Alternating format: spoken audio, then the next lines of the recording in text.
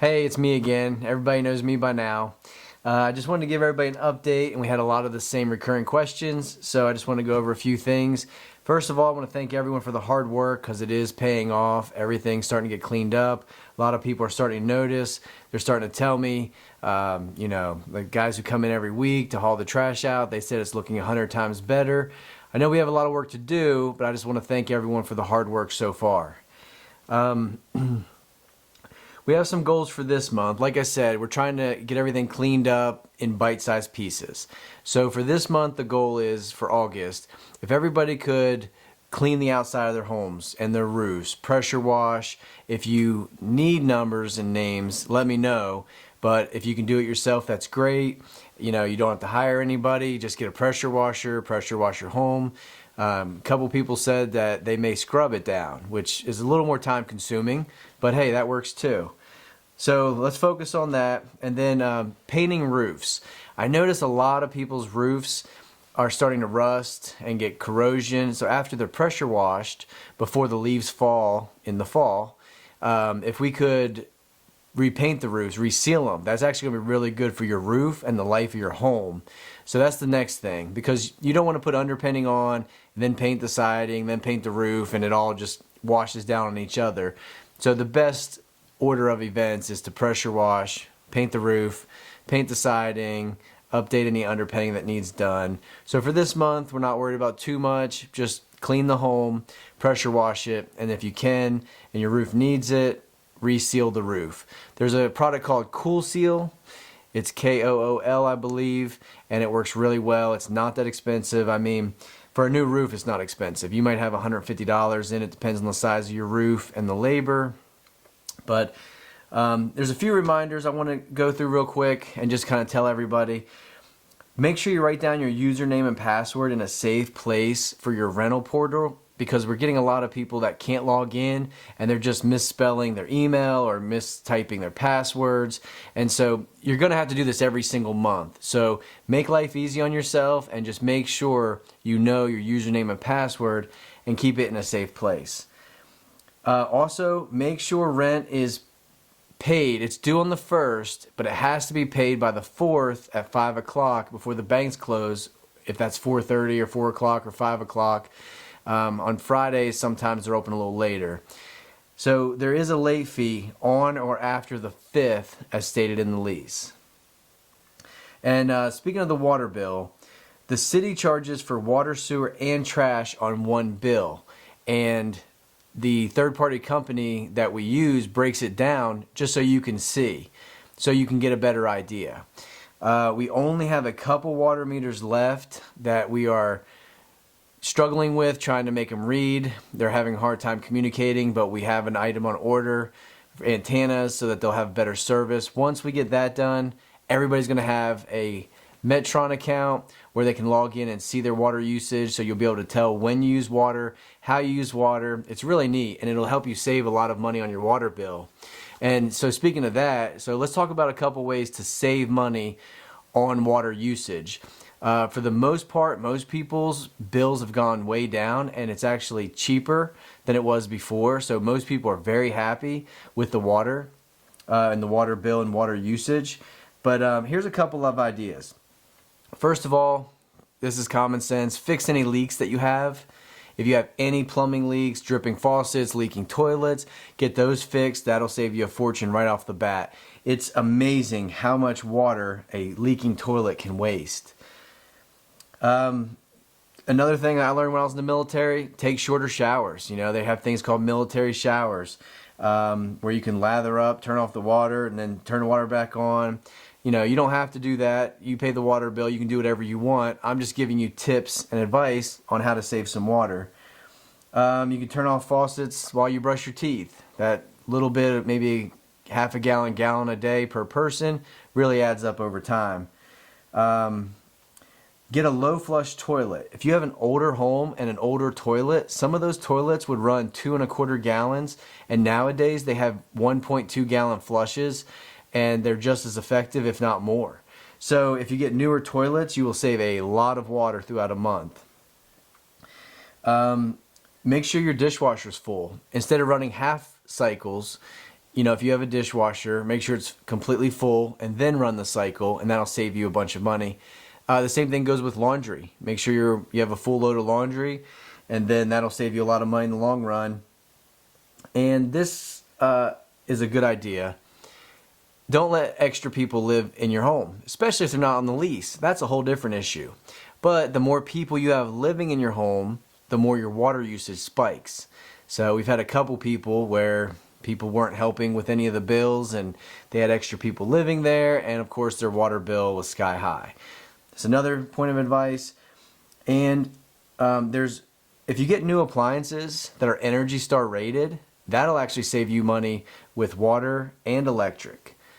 And so speaking of that, winter's coming up soon. Here's another idea that I like to recommend to people to save a lot of money on their utility. There's a thing called a programmable thermostat, and it's really good. I always use one. The first time I put one in, it literally cut my heating bills in half. It went from $130 a month to $65 a month. It's amazing. And what you do is you just get this thermostat. It's not that expensive. I think it's $30-some. You install it, then you program it so that your heat goes down 5 degrees or 7 degrees, whatever you prefer, at night while you're sleeping, and then maybe a half hour or an hour before you wake up, you program it to go back up to a normal temperature so that when you wake up, then your house is at a normal temperature. And then when you go to work, you can program it to already be set every day of the week. While you're at work, it can go back down another 5 or 7 degrees. And then before you get home in the evening, it'll go back up to a normal temperature. So anytime you're actually using the house, then you'll have a normal temperature. But then when you're not there, it'll go down, and it really adds up. It saves a lot of money. So I hope these ideas helped you. I'm trying to help you save money, and these are some of the ideas that work really well. And so hopefully, even if one or two of these ideas apply to you, use them, and hopefully that helps. Okay, the next item of business is pets. There's still a couple pets that are running free, and you can't let your pets run free. You have to have some sort of a fence that's approved. You have to have them on a leash, something of that nature. If there are people that are outside of the park that keep bringing their pets in, then do me a favor, take a picture of them through your window. You don't have to let them see you take a picture, and everything that's sent to me is anonymous, and then I will deal with the people that shouldn't be there. But if you should be there, if you're a resident or your guests are there or visitors are there, make sure they know, make sure the pets are not running free. It's just rude to have an animal go into another yard and use the bathroom, and then that person's trying to mow or weed eat, and they have to deal with it.